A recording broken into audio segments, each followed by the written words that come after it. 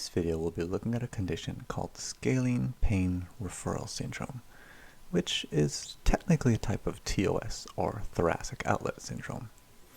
It should be noted that the scalene pain referral syndrome is only one possible cause of the symptoms we'll be discussing today, and a thorough differential diagnosis is essential to proper treatment.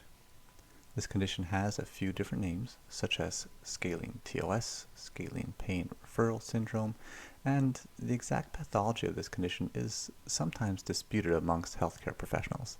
Therefore, it is important that if you are experiencing symptoms mentioned here and you're unsure of the cause, do consult with your healthcare provider.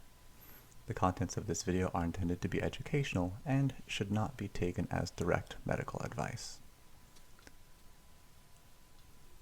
So, scalene pain referral syndrome, and TOS in general, may present with symptoms such as weakness, pain, numbness, or tingling, and in severe cases even muscle atrophy, although this is rare.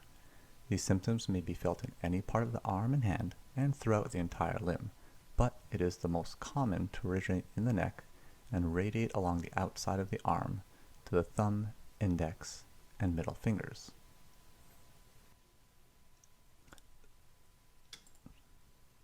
So why is this happening, and why do these symptoms develop? As the name suggests, the main cause goes back to the scalenes, a group of muscles located in the neck. There are three scalenes: anterior, middle, and posterior. On one end, they attach to the side of the neck at the cervical vertebrae, which are the bones at the spine of the neck. On the other ends, they attach to the first and second ribs. So if you see this small space here between the anterior and middle scalenes, that is called the scalene triangle, or sometimes the interscalene triangle, and it's an important space that has the nerves and blood supply of the entire arm running through it. It also happens to be very small, hence part of the problem. If the scalenes become tight, then the scalene triangle may shrink, squeezing the nerves and the vessels. And because the scalenes connect the upper ribs to the neck, when they contract and tighten, they draw the ribs upwards.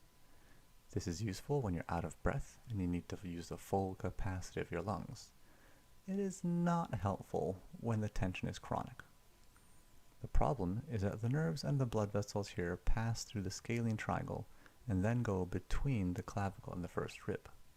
Because the ribs are pulled upwards by the scalenes, chronic tension may shrink the space that the nerves and vessels have between the bones, squishing them, and of course, this leads to symptoms. There are numerous pathologies and causes for why this can happen. Some of the examples I described here may not paint the entire picture. Causative factors are often related to physical trauma, such as broken clavicle or whiplash. They may be related to posture, especially poor working posture, repetitive strain, and anatomical anomaly. Because these nerves form the brachial plexus and the blood vessel is the subclavian artery, if we were to follow these tissues further along, they would split and divide and spread throughout the entire arm and hand, and so the symptoms manifest in these areas that the nerves and blood vessels supply. When it comes to treatment, my focus is on acupuncture, and in most cases I will take an integrative approach.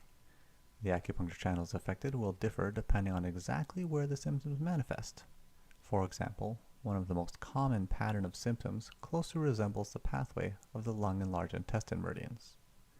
Closer to the scalenes themselves, we expect to find trigger points, which essentially are knots in the muscle tissue. Trigger points are known to be hyperirritable and indicate dysfunction in the muscle. By stimulating these points, such as with precise acupuncture placement, the scalenes can relax. This relieves pressure on the nerves and the blood vessels, helping to alleviate symptoms and restoring healthy function. I hope you found this video educational and interesting, and if you'd like to see more, subscribe to our channel, and as we put up more videos, you'll see more details on different types of anatomy and physical health problems that acupuncture may be able to treat. Thanks.